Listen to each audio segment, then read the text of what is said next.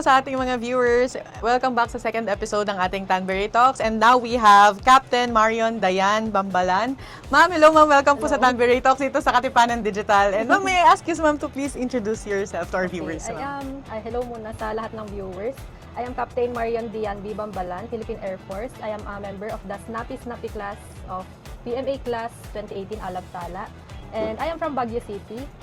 Currently, nasa ko ngayon, sa PMA, Office of MA1, Chief Admin and Budget Branch. Pero ang unit ko talaga ay sa 20th Air Wing ng Philippine Air Force sa Mactan Air Base. Pilot ako ng Nomad, co-pilot ako ng Nomad at NC212I na nasa din ngayon, Mactan Air Base. Ang galing ma'am. Para sa'yo, from Mountain Province naman ako ma'am. So, from North, nandito tayo ngayon sa Cebu. Ma'am, ano yung primary purpose natin ngayon dito sa ma'am? So, ngayon nandito kami sa Cebu with my team. Apat kami ngayon para mag-conduct ng PMA entrance exam sa August 8 to 9 sa CTU main campus. So, mag-encourage kami ng mga aspiring cadets para mag-join sa Philippine Military Academy. Ayun ma'am. Speaking of ma'am, mag-inspire kayo ng mga youth natin na mag-join sa Philippine Military Academy. Mag-proceed na ako ma'am sa questions natin ma'am. Sa tingin niyo ma'am, bakit nga ba importante na ma-encourage natin yung mas maraming kabataan na i-consider nila yung career sa Armed Forces of the Philippines? Kasi maraming opportunities outside eh. But why are we encouraging them to join the Armed Forces of the Philippines? So yun, being a part of the Armed Forces of the Philippines, alam naman natin na challenging talaga siya. Hindi siya yung normal na buhay natin ng civilian tayo. Pero being part ng AFP, may chance sila na ma-develop yung leadership nila, yung discipline, tsaka teamwork, lalo na makakasama nila sa academy ay iba't ibang tao na mga first time din nilang makikilala, tapos galing sa ibang lugar ng ibang bayan. So doon matututo talaga sila na makisama. Tsaka sila din yung makakasama nila ng 4 na taon habang nagte-training sila. So yun, habang nagte-training sila, nagiging natututunan nila yung leadership skills nila. May chance din sila na ma-develop yung sarili nila as responsible citizens ng Philippines. So, yun, being responsible citizens, sila yung magiging role model ng mga future generations. Tama ma'am, no? Kasi usually, pag naghanap ka ng trabaho, gusto mo lang talaga kumita, gusto mo lang But if you want to, develop yourself more, talagang maganda ring opportunity yung Armed Forces of the Philippines, ma'am. And paano naman ma'am, yung mga yung young people na gustong mag-join ng Armed Forces of the Philippines, pero hindi nila alam ma'am kung paano sila magsisimula. Ano ba yung una nilang dapat gawin? So, yun. Tulad din nung madami din sa atin siguro sa mga kababayan natin na Pilipino, madaming di rin talaga alam yung AFP, yung PMA. So ngayon, since madami naman sa mga natin ngayon, sa mga Gen Z, sa mga mga kabataan ngayon, marunong naman sila sa technology. So yan, present naman sa natin sa social media, nandun naman yung mga information kung anong kailangan nila. Kung gusto nilang mag-join sa Army, Air Force or Navy, nandyan yung mga information, mga requirements kung gusto nila mag-join. So hindi na yun, mas madali na lang sa kanila kasi accessible na sa internet, sa media yung mga kailangan nila. Tsaka nandun na din kung ano yung mga qualifications na kailangan para maka-join sila. Tsaka aside dun ma'am, sa social media effort ng AFP for the recruitment ma'am, parang yung ginagawa niyo ma'am, kayo na mismo yung lumalapit sa mga, di ba ma'am? Kasi alam talaga namin na madaming madaming kabataan na gusto mag-join pero hindi nila alam. So, yun, kami na yung pumunta sa mga school. Kahapon galing kami sa Mabolo National High School tsaka sa Apas National High School. And madaming doon students na gusto din talaga mag-join. So, sinabihan namin sila yung mga requirements and ayun, in-encourage namin sila na mag-exam kasi hindi natin alam baka sila na yung susunod na maging leaders na. Galing na pala ng Cebu, ma'am. So, akala niyo wala nagkakagusto sa inyo. Gusto kayo ng Armed Forces of the Philippines. Pero ma'am, may mga nag-a-apply, may mga marami kasing nag-a-apply, pero usually nag-fail sila eh. May mga times na hindi sila nakakapasa, ganun.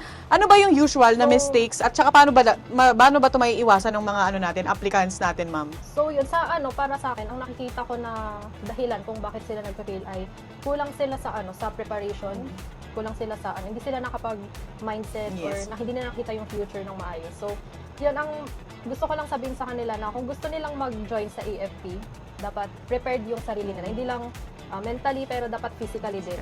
So, when it comes to mental preparedness, dapat since alam naman natin na may may grade requirement din being a PMA cadet or sa AFP, so dapat sa school pa lang ginagawa na nila yung best nila, nag-excel sila para pagdating nung time na qualified na sila na yung age nila qualified na sila para mag-join sa AFP, ay yung grades din nila ay qualified din.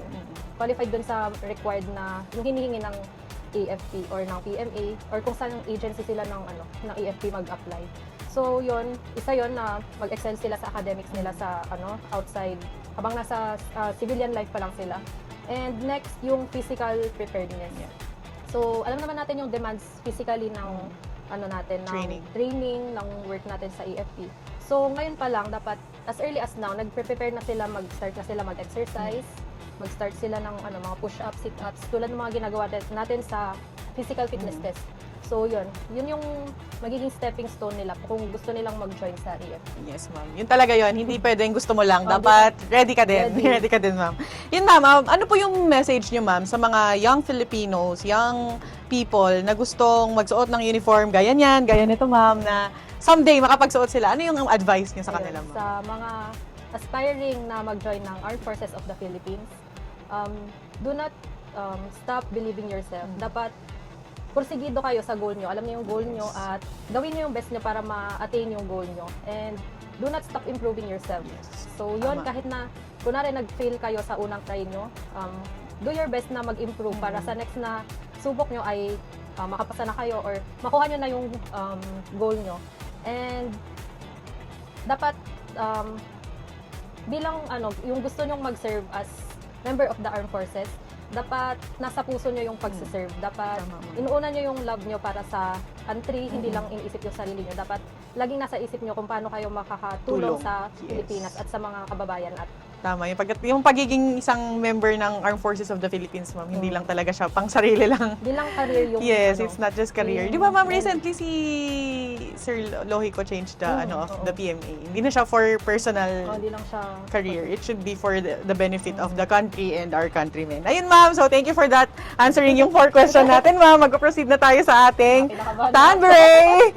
Mag-proceed na tayo sa ating Tanberay Fast Talk with Captain Marian Dayan Bambalan ng Philippine Air Force. So, yan, ma'am. Let's start, ma'am. For the Fast Talk, ma'am, service or success? service, Discipline or talent? discipline. Lead or follow? Dapat marunong ka mag-follow Yeah. para makapag-lead ka. Sa training, ma'am, reveille or athletic period? Athletic. Yeah, same. The biggest lesson in service is? For me, the biggest lesson in service is always think of others before yourself. Tama. Challenge or comfort? Challenge. One word that best describe an AFP soldier. Responsible. Wow. One quality every applicant should possess. Determination. Complete the sentence, ma'am. Serving the nation means blank. Serving the nation means doing your best and excelling in whatever task is given. Yes! Your message, ma'am. Last question, ma'am. Your message to aspiring applicants in 3 words. Do not quit. Okay, thank you, mama. Maraming salamat po. Ang nakakatuwa po na you get to visit po yung namin, ma'am, yung Katipanan Digital booth namin, ma'am. Dito sa Tanberay Talks, ayos dito.